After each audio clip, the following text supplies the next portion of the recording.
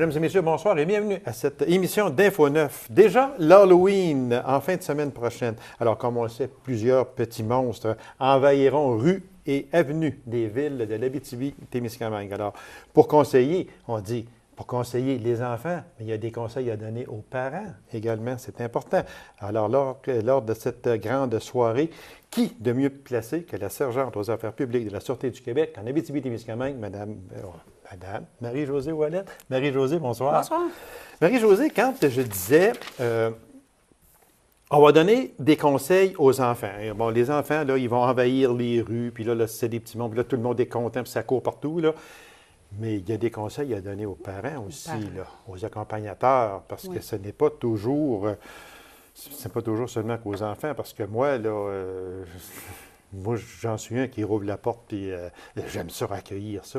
Puis des fois, là, je vois des parents que je me dis, oh, là, il y aurait peut-être eu besoin d'avoir quelques conseils, le monsieur ou la madame, parce que c'est pas seulement que les enfants, ce sont aussi les parents. Alors, on va y aller de conseils précieux et spéciaux aussi, comme, entre autres, on dit tout le temps de ne pas passer seul. Ça aussi, c'est important. Ça dépend de l'âge de nos enfants. Oui, aussi, exactement. Oui. Par exemple. Pour le soir, l'Halloween, c'est une fête pour un enfant. Il faut comprendre que c'est euphorique, puis les parents, ils ont un contrôle à faire, puis il y a même une préparation à faire. On peut en faire un quiz avec les enfants avant, de dire qu'est-ce qu'il faut respecter les amis avant l'Halloween. Est-ce qu'on court dans le chemin? Est-ce qu'on va dans toutes les maisons? Est-ce qu'on parle à tout le monde? On peut en faire un petit quiz comme ça, puis de responsabiliser l'enfant avant que la journée même arrive. Fait que le rôle du parent commence avant la journée, de choisir un costume en fonction de la météo, aussi de prioriser un maquillage plutôt qu'un masque. Ça, c'est important. Ça, je pense que ça revient aux parents, parce que l'enfant va désirer un masque, mais il ne comprendra pas qu'il y a un côté sécuritaire dans ça. Fait que oui, quand on planifie ça, si on n'accompagne pas nos enfants, de trouver un groupe d'amis en fonction de l'âge qu'ils ont et de mettre un adulte responsable de ce groupe-là, d'accompagner ces enfants. Le jour même, de marcher sur les trottoirs, de traverser aux intersections sans courir et de choisir un costume clair, puis de même mettre des bandes réfléchissantes. Il va faire, tu sais, il fait noir de plus en plus tôt. Souvent, l'Halloween va se terminer à la brunante. Fait que là, les enfants sont moins visibles. Fait que ça, c'est tout un rôle aux parents à faire avec l'enfant avant et pendant. Ça, c'est vraiment important, Marie-Josée, ce que tu dis là, être visible le plus possible. Puis moi, là, avant de l'oublier, parce que je veux en parler, puis des fois, si l'émission finit trop vite, on n'aura pas le temps d'en parler. Mais s'il vous plaît, les automobilistes qui ont à emprunter les rues et avenues des villes, des villages ce soir-là, s'il vous plaît, moi, là, je nommerai pas personne, là, mais là, je suis prêt à péter ma coche un peu. Dans la rue chez nous, là, je m'excuse, là, mais il y a des parents avec leur automobile qui passent peut-être à 65-70 km/h, puis c'est plein de petits monstres dans la rue, s'il vous plaît. Hey! Il faut ralentir. Ça n'a pas de sens, là. Ça n'a aucune espèce de bon sens. Moi, je viens les cheveux droits de sa tête. Mais pourquoi sortir ce soir-là? On le sait, on a juste à s'informer. Si c'est le samedi, l'Halloween dans votre ville ou village, bien, faites vos commissions le vendredi soir. C'est ça, puis exactement. le samedi, si vous êtes obligé de sortir, bien, soyez vigilants, patients, puis respectez les règles de sécurité. Parce que le petit bout de chou, lui ou elle, là, c'est de valeur à dire, mais qui a 4, 5, 6 ans, là, il est assis, ce soir-là, là, il est dans l'euphorie totale. Oui. Puis lui ou elle, là, elle ne regardera pas avant de traverser la ruelle. Il y a des bonbons là-bas, j'y vais. Oui. Les parents, s'il vous plaît, ou je ne sais pas, passez à 10 km/h, s'il vous plaît, ça n'a pas de sens. Évitez un accident qui pourrait être fatal, s'il vous plaît. Fait que là, j'ai fait ma petite sortie, là, parce que non, mais j'en vois de ça, puis réellement, je trouve ça mais tellement dangereux. Et ces personnes-là, bien souvent, ont des enfants qui passent au-dessus. Fait que il faut pas... Marie-Josée, ne pas entrer dans les maisons. Souvent, on dit ça. Restez à la porte. Sonnez, on va venir vous ouvrir. Puis s'il y en a, des fois, rentrez, là. Non, restez à l'extérieur. Puis avant de se présenter même à cette maison-là, si la maison n'est pas décorée, que les lumières sont fermées, aussi, de préparer ses enfants en leur disant, bien, ne faut pas insister. Si la maison n'est pas éclairée, allez même pas cogner. C'est vrai. C'est sûr que... Puis ça, je pense que c'est respecté aussi Oui. pas mal parce que moi, on voit ça souvent, là. Puis j'en ai, moi, dans la rue chez nous, que les lumières ne sont pas allumées extérieurement, les stores sont fermés. Allez pas sonner à la porte. C'est ça. Ils veulent rien savoir. Puis rester à l'extérieur. Puis rester à l'extérieur. Oui. Les jeunes accompagnés d'adultes, là, on a parlé un petit peu, puis j'aimerais revenir. Là, les adultes ont un rôle primordial à jouer, là, à ce moment-là. Bien, d'accompagner les enfants, de sécuriser les enfants, de vraiment avoir un contrôle, puis de les surveiller. Il ne faut pas avoir un groupe de 10 ou de 12 avec juste un adulte. Non. Je pense que là, ça ne serait pas responsable. Mais d'accompagner les enfants, puis de leur expliquer, puis de leur rappeler toutes les règles de sécurité. Oui. Comme on dit, pas rentrer, d'être poli aussi, parce que l'Halloween, c'est quand même... Oui, puis ça, c'est une chose que j'ai remarqué. Les enfants sont polis, sont très polis. Ça, c'est bien important aussi, parce que il y en a des fois qui sont un petit peu fantasmes, mais on met ça sur le compte de l'euphorie, probablement, à ce moment-là. Oui, puis, montrer sa collecte à ses parents au retour à la maison. Oui. Ça, je pense que c'est important, parce que moi, là, c'est malheureux à dire, Marie-Josée, mais j'en reviens pas comment il peut y avoir du monde cruel. Tant qu'à donner une pomme avec des aiguilles dedans, là, ferme la porte, ferme tes lumières, puis ouvre pas. Oui. S'il vous plaît, tu veux pas donner, donne pas. Les parents, ils doivent jeter tous les bonbons ou confiseries qui ont été faits maison. Okay. À moins que vous connaissiez la personne qui vous l'a donné, là. Ça, c'est correct, mais conservez uniquement ceux emballés industriellement, scellés, aucun bonbon libre non plus qui a été touché avec les doigts là, pour la propreté. Ça va être la sécurité, comme on dit. Il y a déjà eu des aiguilles. Ça fait des... Malheureusement, nous autres, ici, chez nous, peut-être pas, mais quand on prend dans le Grand Montréal, etc., ça a déjà été vu. Ça a déjà été vu. Des lames de rasoir, mon Dieu Seigneur. Franchement, c'est... Puis... les enfants aussi, ce serait bon de leur dire qu'il ne faudrait pas qu'ils aient peur si il y a des gestes incorrects d'un adulte. Il y a des accompagnateurs, il y a des autopatrouilles qui sillonnent les rues. Il y a les pompiers aussi, très souvent, qui sont là. Arrêtez-les. Là, lui, là-bas, dans cette maison-là, moi, là, il a voulu que, je ne sais pas. Là, il y a une équipe en place qui est identifiée habituellement pour faire des patrouilles. Oui. Dans chaque ville, il y a vraiment une grosse équipe avec plein de bénévoles, plein de partenaires qui font de la sécurité. Il ne faut pas hésiter. Si jamais on est perdu, de repérer quelqu'un qui est identifié comme ça et de demander de l'aide rapidement. Oui, parce que la Sûreté du Québec aussi fait sa patrouille, même, si ma mémoire est fidèle, peut-être augmente sa patrouille un peu le soir de l'Halloween. On est très présent le soir de l'Halloween. Puis justement, les enfants perdus comme ça, on en a vu dans les dernières années. C'est important aussi. Fait que être visible, des bandes, on parlait des bandes, ça aussi, parce que des fois, l'enfant ou le parent pourrait dire « Ouais, mais si je fais ça, son costume va être moins beau. » Peu importe. C'est pas une question de beauté, c'est une question de sécurité. De sécurité, c'est ça. Pour la beauté, pour la photo, on peut la prendre dans le salon. Pour la sécurité, à ce moment-là, on va raccourcir les morceaux de lambeaux qui traînent par terre, puis peut-être choisir un maquillage, puis mettre quelques bandes réfléchissantes. Puis j'aimerais aussi revenir sur le masque versus...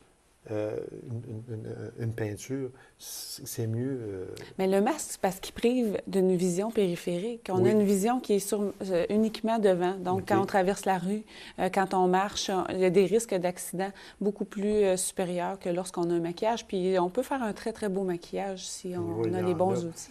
Si on est artistique un petit peu. Oh, il y en a, je te dis, qui passent, là, puis qui sont tellement jolis, là, c'est incroyable. Puis comme elle disait tantôt aussi, très souvent, les enfants sont d'une très belle politesse parce que moi, j'ouvre la porte à ces petits monstres-là. Moi, j'ai du plaisir avec eux autres.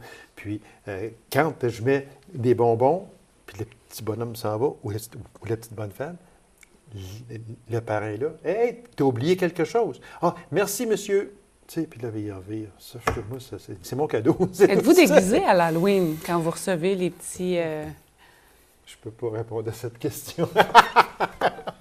Là, parce que là, je répondrais de quoi qui ne serait pas correct. Mais disons que non. Non, OK. Mais je me suis déjà déguisé. Disons que c'était déjà pour moi, comme parent, une grande fête aussi. C'est une fête, une belle fête. C'était une belle fête. Puis c'était une belle fête pour les petits bouts de chou. Fait que, en terminant, Marie-Josée, là, juste le rappeler là, très vite là, aux enfants puis aux parents. Là, bien, le choix de costume, qu'il soit sécuritaire, que l'enfant soit préparé à respecter les règles de circulation, de marcher sur le côté de la rue, de traverser aux endroits, de ne pas courir, de ne pas adresser la parole à des inconnus qui voudraient nous parler sur la rue. Et surtout de rester à l'extérieur quand on s'approche d'une maison et d'être accompagné. Si on n'est pas accompagné, au moins d'être en groupe et de rester vigilant. Et de rester vigilant. Puis on demande aussi aux parents d'être vigilants et on demande aussi aux automobilistes, s'il vous plaît, ralentissez. Là. On vous demande ça pour à peu près là, 16h30 jusqu'à 20h. Là. On ne vous demande pas là, toute une veillée et une fin de semaine. Là. Fait qu'au moins, durant cette courte période-là, s'il vous plaît, ralentissez avant qu'un malheur arrive, s'il vous plaît. Marie-Josée, merci infiniment avec vos précieux conseils. Je suis certain que les petits bouts de chou vont se sentir en sécurité. Puis, je vous remercie. Et je vous souhaite une joyeuse Halloween. Ben oui, merci. Merci beaucoup, Marie-Josée. Courte pause, on vous revient immédiatement après. Restez avec nous.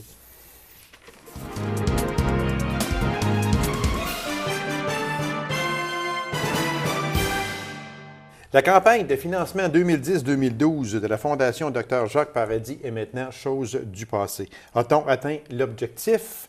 Et y aura-t-il une autre campagne de financement? Alors, pour nous en parler, je reçois la directrice générale de cette fondation, Mme Suzanne Plourde. Madame Plourde, bonsoir. Oui, bonsoir. Merci d'avoir accepté cette invitation. Vous savez qu'on tient beaucoup, on a beaucoup à cœur cette fondation du docteur Jacques Paradis. Je vous reçois régulièrement, puis on va continuer à le faire également parce qu'on sait que c'est d'une extrême importance que cette fondation. Oui. On ne dira jamais assez tout ce que cette fondation apporte dans le domaine hospitalier chez nous, en Abitibi-Ouest. L'objectif 2010-2012 a-t-il été atteint? Mais bien sûr, même plus. Elle est tout fière, et avec raison aussi. Oui, dépassé même. Le 18 septembre, on a eu le dévoilement, une petite soirée, là, un genre 5 à 7, qu'on a fait le dévoilement et on était heureux d'apprendre aux gens et à nos invités, à la population, que l'objectif a été dépassé.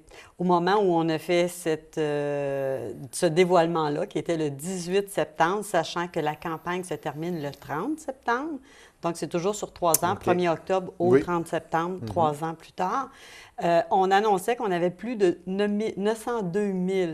À l'heure actuelle, on a fermé nos livres et les gens, après cette annonce-là, on continue à faire des dons, on a fermé nos livres et on est très heureux de vous dire qu'on a 904 000 dépassés sur notre objectif de 900 000. Fait qu'on est très heureux. Il faut dire que moi, je ne reviens pas. La générosité des gens de chez nous est incomparable. Et quand je dis des gens de chez nous, je ne veux pas seulement dire les gens de l'Abitibi-Ouest. Abitibi-Ouest, oui, les gens sont très, très, très généreux, mais je veux parler aussi des gens de l'Abitibi-Témiscamingue, chez nous. En Abitibi-Témiscamingue, on en a des exemples frappants avec le Téléthon, de la ressource. C'est toujours ça. Mon point d'appui quand on veut parler de toute l'Abitibi-Témiscamingue et le nord du Québec. Mais aussi chez nous, en Abitibi-Ouest, on en a une preuve flagrante. Objectif 900 000, on est rendu à 904 000. Oui. Puis la générosité des gens est extraordinaire. Oui, puis moi, je voudrais ajouter aussi que c'est une fierté. Vous savez, quand on va à l'extérieur, on ne souhaite pas être malade, sauf qu'il y a des fois, il nous arrive. Donc, de se comparer, des fois, je vous dis qu'on est fiers quand on revient chez nous. La qualité des soins qu'on a, la qualité, la qualité des équipements, bien, tout ça, là, on en entend parler. Puis il y a des gens de l'extérieur aussi qui vont faire des dons pour encourager des gens qui font des activités, tout ça.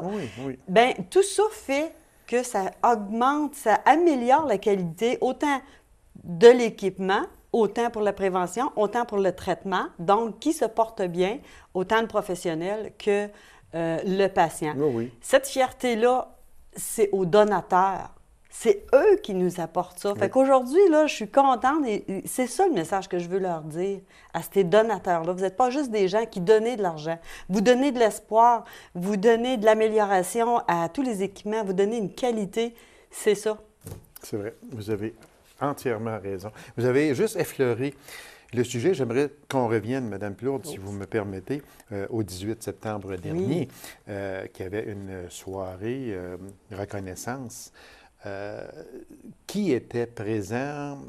Pourquoi cette soirée-là? Puis, il y avait un arbre significatif qu'on ne peut pas passer sous silence, les fameux oiseaux du paradis. Oui. Alors, expliquez-nous un peu, là, c'était quoi? Parce qu'on en a parlé très vitement, on va aller plus en profondeur dans ce fameux 5 à 7. Là. C'était quoi? Bien, en fait, on voulait souligner également, ça faisait plus de 25 ans maintenant que la Fondation existe. On a invité tous les présidents, les membres fondateurs et actuels qui ont passé au sein du conseil d'administration de la Fondation. Il y a eu 71 personnes qui se sont impliquées à évoluer cette fondation-là. Et l'arbre significatif, c'était, on a fait des oiseaux, c'est du bricolage, on s'entend. Oui, oui, donc, sûr. on a fait des oiseaux du paradis sur papier et chaque membre, chaque président de campagne était tous accrochés sur l'arbre. Et ce qu'on a fait, un vœu aussi, que quand on reprend cet arbre, et c'est un peu une anecdote amérindienne, que quand on reprend tout ce qui vient de la terre et on redonne à la terre, on fait un vœu. Oui, et ensemble, j'ai invité tous les gens à faire un vœu que la Fondation demeure pour de longues années encore. C'était Oiseaux du paradis. Fondation Jacques Paradis, Dr Jacques Paradis, est-ce qu'il y avait un certain lien entre les deux? Absolument. À l'époque, quand on a démarré la Fondation Dr Jacques Paradis, on cherchait une image significative au nom du Dr Jacques Paradis et l'oiseau du paradis, qui est une fleur en forme d'oiseau. Donc, c'est devenu le symbole, c'est devenu l'image de la Fondation et on conserve toujours avec nous cette image-là. Il y avait 41 personnes présentes lors de ce 5 à 7. Il y a eu une remise de certificats. Oui, bien, justement, pour honorer les gens, les donateurs, j'ai apporté un certificat. Est très beau. Donc, c'est ce genre de certificat-là qu'on donne selon le plan de visibilité qu'on propose selon la campagne. Et les gens qui étaient dans cette catégorie-là, je vous dis qu'il était une trentaine, et on remettait les certificats comme ça. Bien, je crois sincèrement que c'est un honneur aussi de dire, bien, regarde, moi, j'ai participé à la Fondation, j'ai participé, j'ai fait mon don. Exactement. Donc, c'est le pourquoi qu'on donne un certificat. Très belle initiative, Mme Plourde. Bon, campagne 2010-2012, chose du passé. On recommence à zéro. Oui. Il y a une certaine personne qui chantait C0, mais c'est qu'on va recommencer avec... c'est quasiment utopique de vous demander, est-ce qu'il y a une nouvelle campagne qui va être en cours très prochainement, sinon qu'elle l'est actuellement? Parce que là, mais il y a une chose qu'il ne faut pas oublier, et j'étais après l'oublier, pourtant je l'avais mis dans mes notes, et c'est très important également. Lors de cette campagne 2010-2012, on avait un président d'honneur qui a fait un travail extraordinaire. Puis j'aimerais que vous le souligniez, Mme Plourde. Absolument. Docteur Michel de Montpoux, de sa présence, de par tous les bons mots, a été un parrain d'honneur exceptionnel. Il l'est encore d'ailleurs. Il a encore la Fondation. Il l'aura toujours dans son cœur. Et oui, les gens avaient confiance en lui et écoute, c'est important. Il a fait un beau travail, puis il était très, très, très fier. Il était disponible aussi.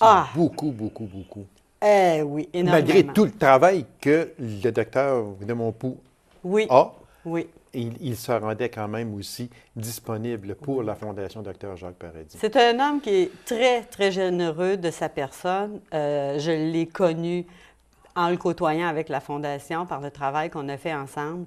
Et oui, effectivement, très généreux de sa personne, il est présent, il est à l'écoute beaucoup. Et ça, c'est un être très, très, très, très humain, là.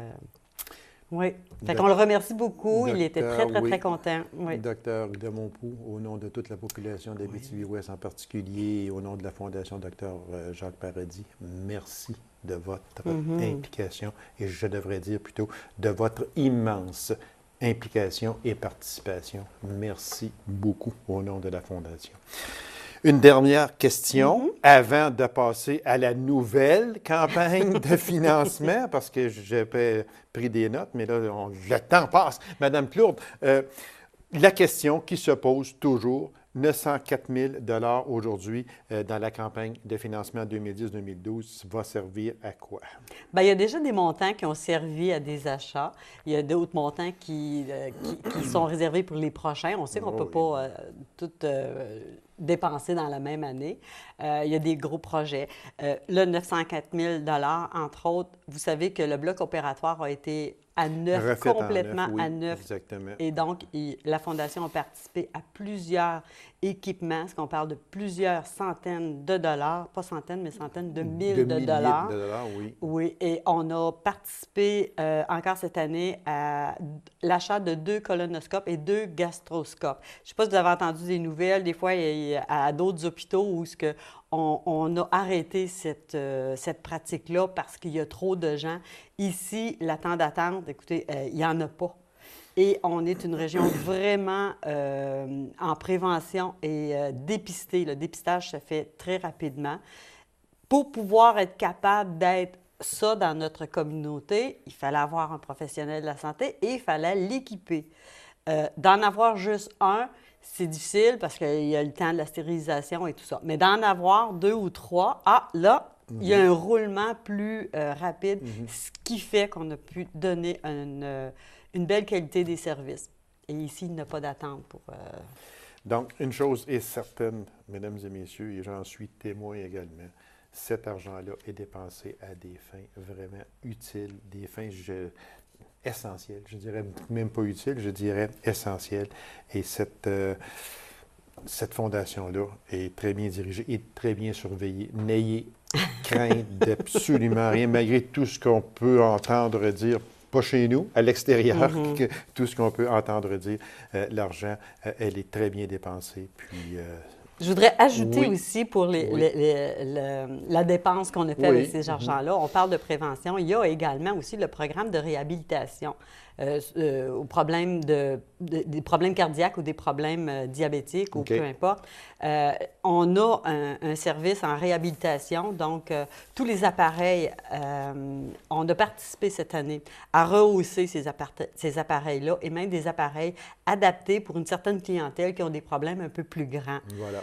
Et également, on a équipé sur le territoire les points de service, les CLSC, de défibrillateurs. On entend parler beaucoup. Oui. Ils sont équipés maintenant. Okay. Ça, c'est important aussi. Et là, on peut tourner la page. Madame Plourde, on tourne la page. Campagne de la Fondation Dr Jacques Paradis 2010-2012. Chose du passé, 904 000 qui a été amassé. Merci à tout le monde. Lancement de la campagne 2013-2016. Et elle est toute rayonnante de dire oui, il y en a une autre campagne de financement. Alors, une autre campagne.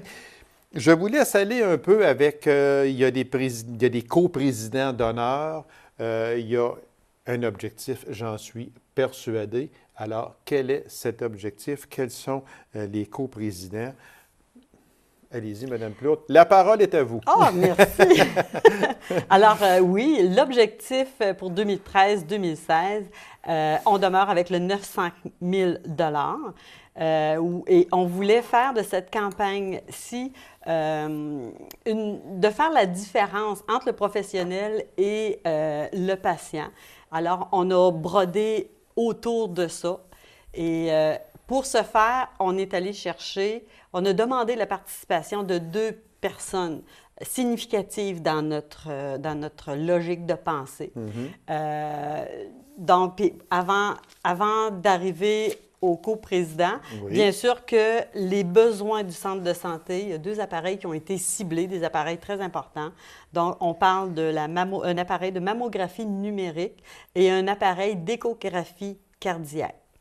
Je voulais les nommer en partant. Juste une parenthèse, Mme Plourde, si vous me permettez. Il y a peut-être des gens qui sont portés à se dire « Oui, mais ces équipements-là, là, le Québec, dans leur budget de santé, pourrait fournir ça. » Jusqu'à un certain point, oui, mais, il y a un gros mais. Il y a un gros mais parce que le gouvernement, ce qu'il donne n'est jamais assez pour tenir un hôpital à la fine pointe, de la tenir dans la lancée de l'évolution. Ça, il faut comprendre ça.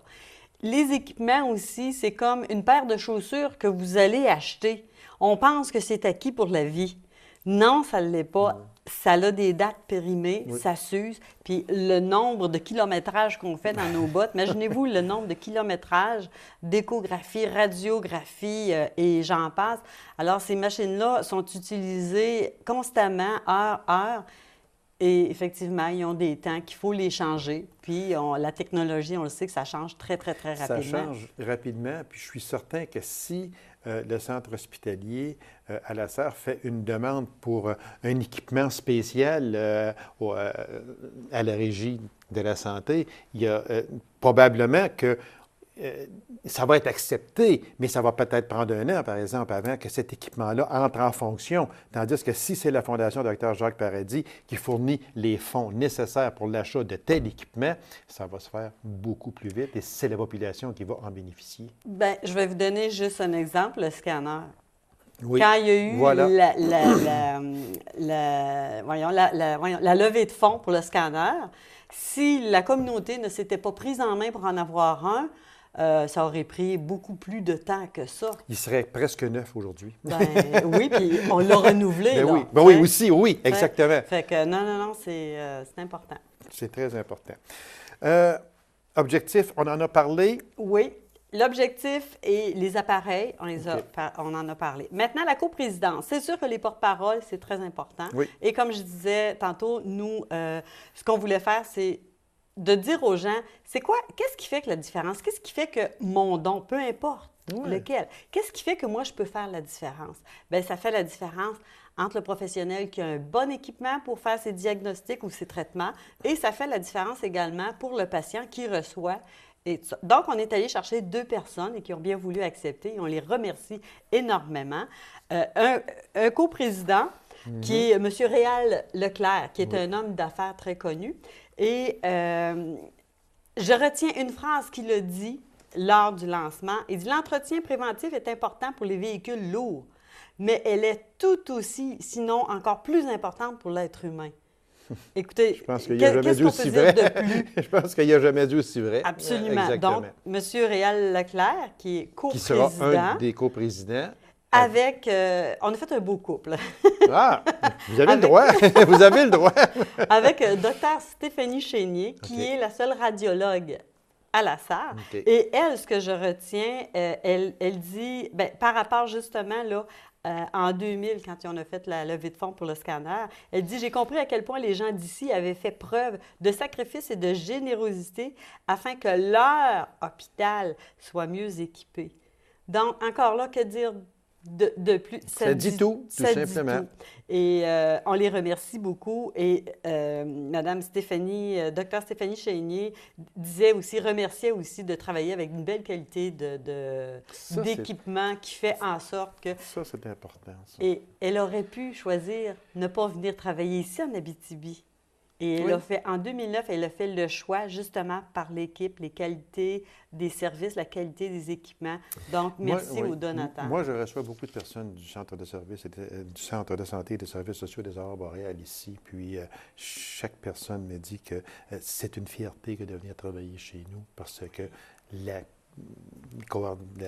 tout le monde est coopérant et tout ça. On n'a plus de temps. On n'a pas le temps pour montrer l'image à la Sarre. Quand vous allez rentrer, c'est notre nouvelle image que vous allez voir. C'est la nouvelle image que vous allez voir. Madame Plourde, merci infiniment. Puis félicitations à vous et à toute l'équipe pour la Fondation Dr. Jacques Paradis. Bonne campagne 2013-2016. On va sûrement en reparler, j'en suis persuadé. Je ne vous ai pas tout dit. Ah, il en reste encore à dire. Alors, merci beaucoup, Mme Plot. Vous serez toujours plaisir. la bienvenue ici, toujours. Merci beaucoup. Alors, mesdames et messieurs, merci d'avoir été là. On se donne rendez-vous à une autre émission de Info 9. Au revoir.